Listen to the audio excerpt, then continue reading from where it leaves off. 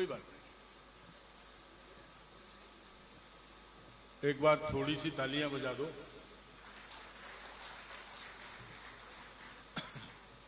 आप सभी को मैं प्रणाम करता हूं।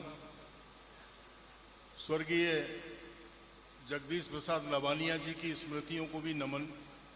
मैं उन सौभाग्यशाली लोगों में से हूं जिन्हें लवानिया जी ने इस क्षेत्र में खूब बुलाया।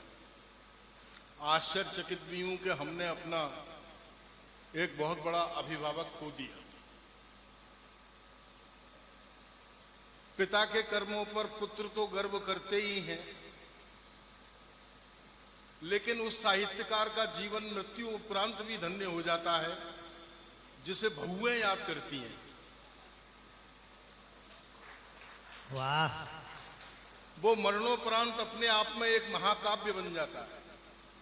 मैंने जीवन में ऐसे क्षण बहुत कम देखे हैं कि एक ससुर को बहू याद कर रही है पिताजी संबोधित करते हुए। यद्यपि रिश्ते में उसे ये मिला है कि संबोधन पिता का वो दे, लेकिन हमारी आदरणीय भाभी जी कहूं या जो भी कहूं, उनके मुंह से जो उच्चारित हो रहा था तो ऐसा लग रहा था कि जैसे साक्षात अपने पिता को वो याद कर रही हैं। यदि व्यक्ति अपने परिवार में संस्कार को बोके जाता है, वो अपने आप में कविता से बड़ी चीज होती है। मैं इस मंच से कहना चाहता हूं कि जगदीश लवानिया जी, आपका परिवार, जो संस्कार आप अपने परिवार में छोड़ के गए हैं, ये परिवार जब तक इस पृथ्वी पर रहेगा, आपकी रचना धर्मिता ये हाथरस सदैव देखता रहेगा। बहुत अच्छा, बिल्कुल सर। मैं बधाई देता हूं आपको। ये दृश्य मैंने नहीं देखा। हो सकता है हम लोगों के परिवार में कुछ कमजोरियां हों, लेकिन जो बीजारोपण वो यहां करके गए हैं वो निश्चित रूप से सैल्यूट करने के योग्य। मैं इस परिवार को सलाम करता हूं, सैल्यूट करता हूं। सही बात है। क्रम में हूं, भावुक क्षण है, लेकिन उसके बावजूद मुझे 20 मिनट का टाइम मिला है और डॉक्टर हरिओम पवार जी ने 500 रुपए का इनाम रखा है कि अगर मैं 18 मिनट में बैठ जाऊं तो। वाह! तो मैं कोशिश करूंगा कि वो 500 रुपए में जीतूं। आप उस जीतने में मेरी मदद करना। मैं 17 मिनट में ही बैठूंगा कि एक आध मिनट की बेईमानी तो वो खुद हरिओम पवार कर लेते हैं।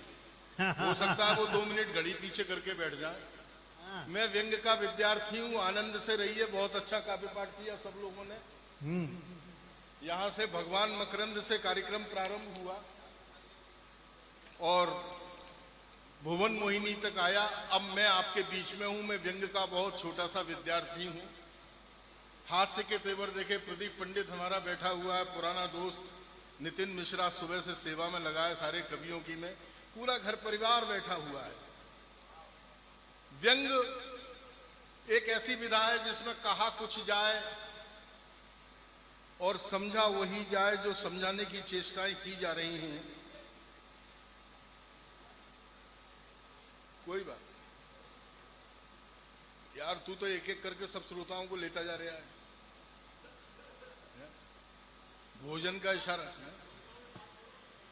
हाँ, सबको ही ले जा रहा है। कोई बात नहीं। व्यंग में कुछ कहा जाए, समझा वही जाए, जो जिसे समझाने की चेष्टाएं की जाती है। हमारे बड़े व्यंग्यकार स्वर्गीय शरद जोशी जी ने कभी कहा था, प्रगल्भ जी, कि हमारी सरकार विकास के लिए ठोस ही कदम उठाती है, मगर कदम इतने ठोस होते हैं कि उठते ही नहीं है। वाह तेज, वाह वाह वाह वाह। आया आपकी समझ में? आया क्या? आया तो नहीं आया तो मैं आपको समझाऊंगा। मैं आपको तब तक समझाऊंगा जब तक आपका आ नहीं जाए। फिर मैं थोड़ा सा काव्य पाठ करूं। कोई बात नहीं, बैठते। अरे मेरा भी फोटो खींच के क्या करोगे यार? ऊपर से लेके नीचे तक सब जगह से एक सा आएगा। ले ले, हो गया। अब बैठ जाओ। आपकी समझ में आया व्यंग? नहीं आया तो मेरा दावा है अब समझ में आ जाए। बिल्कुल स्वागत। मैंने अभी तक आपसे ये नहीं कहा कि आप तालियां बजाओ। मैं आपसे ये कह रहा हूं कि अगर रोक सको तो रोक के दिखाना। इस देश की क्या स्थिति हुई, इस देश को समझना। प्रगल्भ जी, मैंने जब हिंदू का चेहरा लगाया तो मुझे मुसलमानों ने पीटा। मैंने जब हिंदू का चेहरा लगाया तो मुझे मुसलमानों ने पीटा, फिर मैंने मुसलमान का चेहरा लगाया तो मुझे हिंदुओं ने पीटा, बाद में मैंने सिख का चेहरा लगाया तो हिंदू और मुसलमान दोनों ने मिलकर पीटा, आखिरी में मैंने खूबसूरत औरत का चेहरा लगाया, फिर तीनों ने एक दूसरे को पीटा।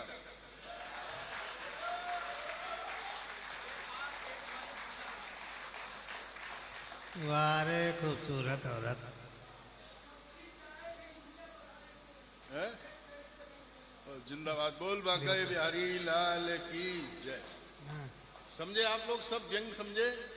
हाँ। अच्छा, जिनकी समझ में नहीं आया मैं फिर समझाता हूँ। बिल्कुल स्वागत है। आप समझोगे, समझ जाओ तो मुझे समझाना कि आपकी समझ में आ गया। आप ये मत देखना कि मैं कह क्या रहा हूँ, आप तो बस ये देखना कि किस सलीके से कह रहा हूँ, किस तरीके से कह रहा हूँ। हंसने हंसाने के लिए कहीं नहीं जाना पड़ता। मुझे तो याद है शॉपिंग मॉल में से पति पत्नी बाहर आ रहे थे, अचानक पत्नी को देख करके एक व्यक्ति बोला, हे मल्लिकाए हुस्न, अंधे भिखारी को 5 रुपए दे दे। आय हाय आय हाय आय हाय। हे मल्लिकाए हुस्न, अंधे भिखारी को 5 रुपए दे दे। औरत ने जिंदगी में पहली बार हुस्न की तारीफ सुनी, तुरंत पर्स खोला और जैसे ही 5 का नोट निकालने को हुई तभी उसके पति ने उसे डांटा, बोले यार इसे 5 रुपए नहीं पूरे 100 रुपए दे, क्योंकि ये वाकई अंधा है। वाह वाह वाह वाह तेज, वाह तेज, वाह वाह वाह वाह वाह। आया समझ में? हाँ सबकी समझ में आया? पीछे वालों तालियां मालियां बजाओ, क्या कर रहे हो? सबकी समझ में आ गया? हाँ अच्छा, नहीं आया समझ में तो मैं आपको फिर समझाता हूं। हाँ, और समझाओ यार। और अगर आप समझ जाओ तो जरा जोर से मुझे समझाना कि आप समझ गए। हाँ व्यंग समझ जाओ आप। हाँ 2 विधवाएं आपस में बातचीत कर रही थीं। यहां महिलाएं बैठी हैं, जहां मेरी दृष्टि गई है वो जो बारीकी से गई है उस बारीकी पर आपकी मोहब्बत चाहता हूं। 2 महिलाएं, 2 विधवाएं। क्या हुआ? बैठ। 2 विधवाएं आपस में बातचीत कर रही थीं। एक विधवा ने दूसरी विधवा से कहा, मुझे तो इन सुहागिनों को देखकर तरस आता है। इन सुहागिनों से अच्छी तो हम विधवाएं हैं, कम से कम हमें पता तो है कि हमारे पति कहाँ हैं।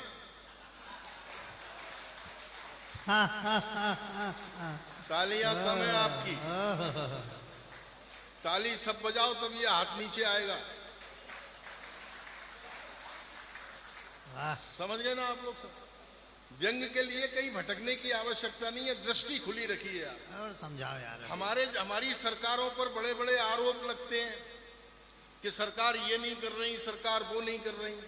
सरकार सब कुछ कर रही है, केवल हम लोग देख नहीं पा रहे हैं। सरकार बड़े बड़े काम कर रही है।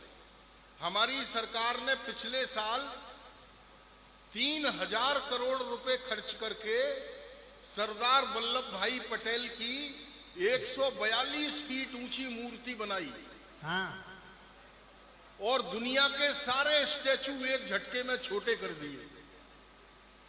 अब सरदार वल्लभ भाई पटेल स्मारक स्थल से ही देख के बता देंगे कि अच्छे दिन कितने किलोमीटर रह गए हैं। बहुत सुंदर, वाह वाह वाह वाह तेज, जिंदाबाद। समझ गए ना आप लोग? वाह सबकी तेज, समझ में आ गया व्यंग? अच्छा, नहीं आया तो मैं आपको फिर समझाता हूं। मेरा दावा है अगर आप तालियां रोक सको तो फिर रोक के दिखाना। हाँ पिछले दिनों हमारे यहाँ एक वाइल्ड लाइफ का बड़ा पत्रकार आया था जिसका नाम था बियर गिल्स। मेरे पे तो उसका नाम भी नहीं बोला जा रहा। वो बियर गिल्स आया था जंगल सफारी में, उसके साथ हमारे प्रधानमंत्री जी घूमे थे। तो बियर गिल्स के साथ जब प्रधानमंत्री जी जंगल में घूम रहे थे तो अचानक एक खूंखार शेर सामने आ गया।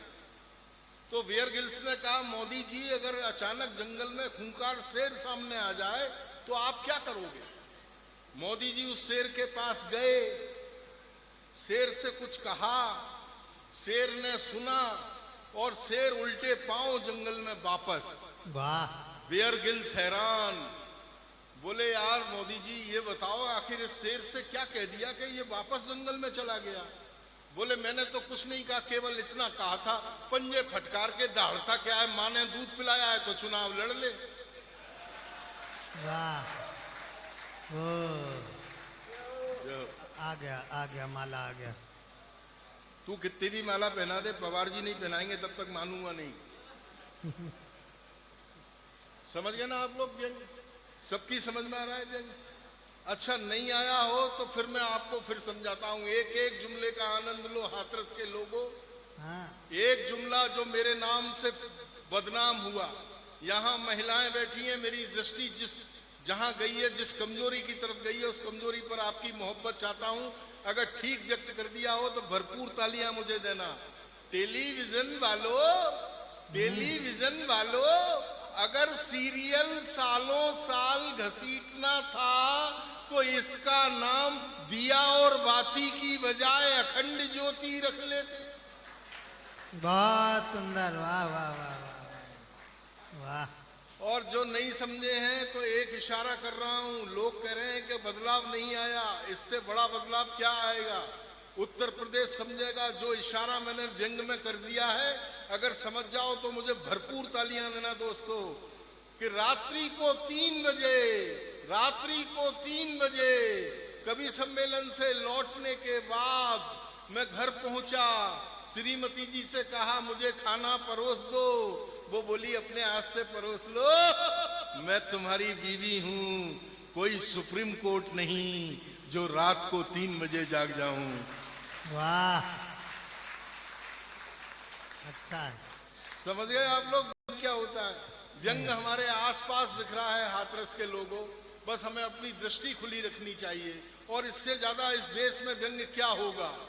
हमने पिछले 10 साल एक ऐसे प्रधानमंत्री को भुगता जो कुछ बोले नहीं, और अब ऐसे आ गए हैं जो दूसरों को नहीं बोलने दे रहे।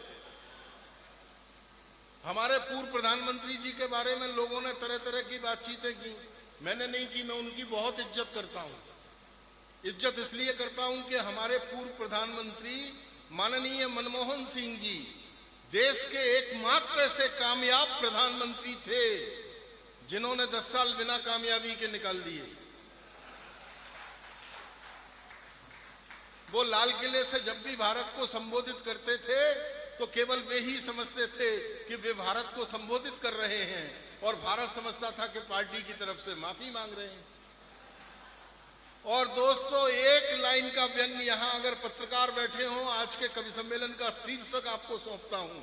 एक लाइन का व्यंग अगर समझ में आ जाए तो मेरा मन रखने के लिए भी तालियां बजाकर मेरा समर्थन करना। इस देश का इससे बड़ा दुर्भाग्य क्या होगा? इस देश में इससे बड़ा व्यंग क्या होगा कि सूर्योदय लाने का वादा वे लोग कर रहे हैं जिनकी खुद की पार्टी के चुनाव चिन्ह लालटेन है।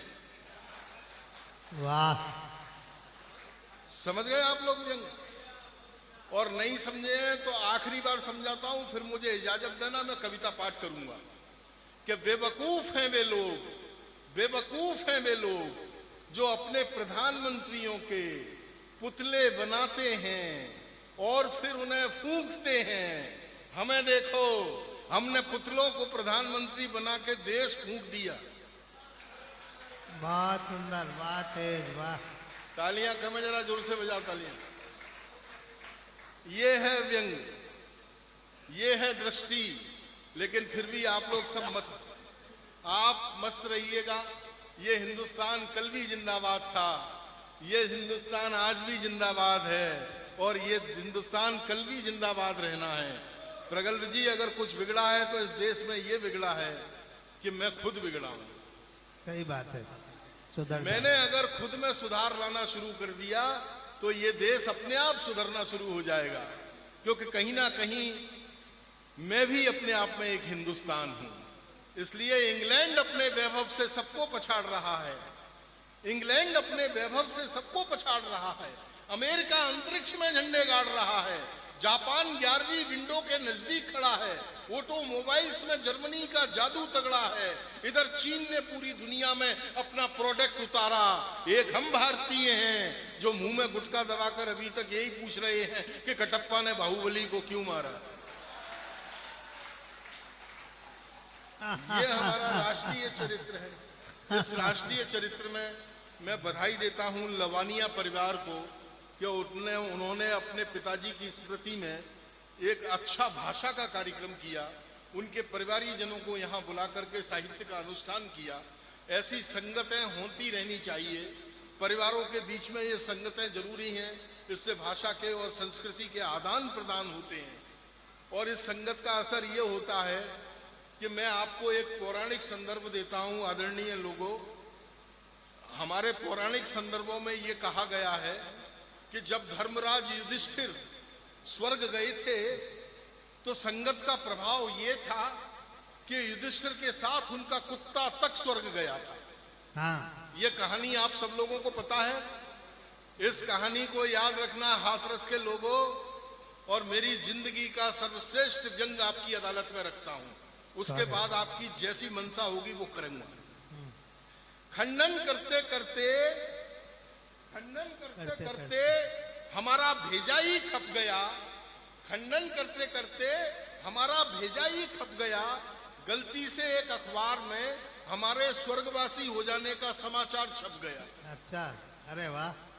सब मिलाओ तब तालियां। हाँ, अच्छी बात पर तालियां बजाना सीखो। ये ये 2-3 लोगों ने बजाई, आप भी रहने दो। नहीं, खबर चूंकि झूठी है इसलिए नहीं बजा रहे लोग। नहीं बजा। खंडन करते करते हमारा भेजा ही खप गया। गलती से एक अखबार में हमारे स्वर्गवासी हो जाने का समाचार छप गया। लोग फेसबुक, ट्विटर, व्हाट्सएप पर हमें श्रद्धांजलि पर श्रद्धांजलि दिए जा रहे थे और हम विधवा पेंशन की तरह लिए जा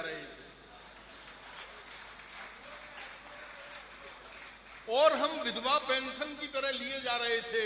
लोग दुखी थे, उनके चेहरे पर गम भी थे।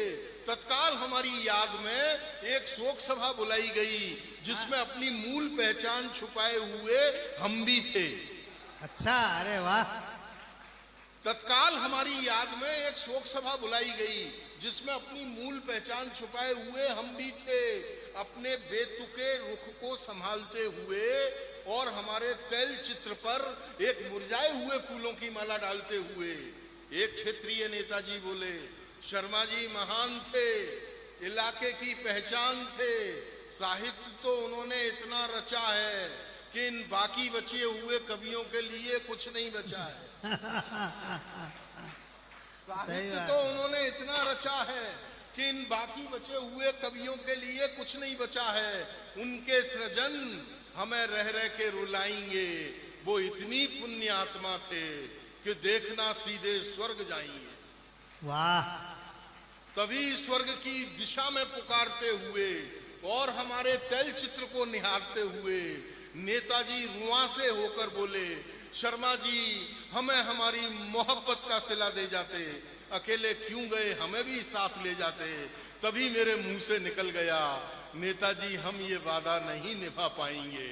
हम कोई युधिष्ठिर थोड़ी हैं जो आप साथ जाएंगे। वाह वाह, अद्भुत है भाई। वाह वाह वाह वाह वाह। हम ये वादा नहीं निभा पाएंगे। तेज भाई। हम कोई युधिष्ठिर थोड़ी हैं जो आप साथ जाएंगे। कविता खत्म हो गई, आप तालियां कब बजाएंगे। वाह। एक कविता छोटी सी सुना देता हूं, टाइम अभी मेरे पास है। 18 मिनट हो गए। कितने गए? जीत गए? चलो वो ठीक है, 100 तुम्हारे। एक छोटी सी कविता सुना देता हूं, परिवार के लोग हैं। मेरी एक बहुत अच्छी कविता है, इन दोनों 2-3 मिनट की कविता है।